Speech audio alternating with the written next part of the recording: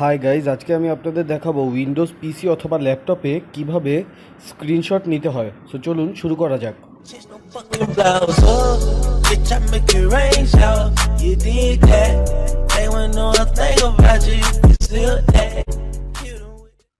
ওকে, প্রথমে উইন্ডোজ আইকনে ক্লিক করে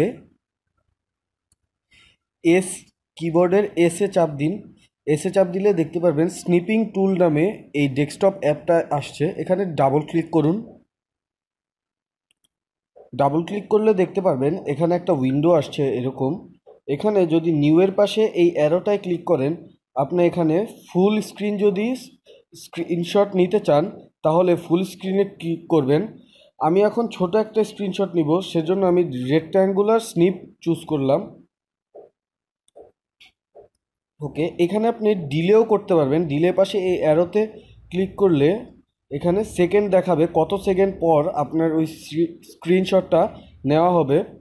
সো এখানে সেটিংসে গেলে আপনি দেখতে পারবেন যে রেক্ট্যাঙ্গুলার যে স্নিপটা চুজ করেছি আমি, ওটা কালার কি হবে। সো এটা আপনার উপরে ডিপেন্ড করে আপনি কোনটা চুজ করবেন। ওকে, চলুন আমি আপনাদের একটা স্ক্রিনশট নিয়ে দেখাই। নিউয়ে ক্লিক করার পর এরকম একটা স্ক্রিনটা ফেড হয়ে যাবে। দেন আপনি যতটুক স্ক্রিনশট নেবেন অতটুক চুজ করবেন। যেমন আমি এটা চুজ করে এখন আমার স্ক্রিনশটটা সেভ হয়ে গিয়েছে। সো আমি এই সেভ আইকনে ক্লিক করে দেখে নিচ্ছি। সো আমি এটার নাম দিলাম যেমন ওয়ান দিয়ে আমি জাস্ট সেভ করে ফেলছি। ওকে, দেখতে পাচ্ছেন আমার ডেস্কটপে অলরেডি সেভ হয়ে গিয়েছে এই স্ক্রিনশটটা।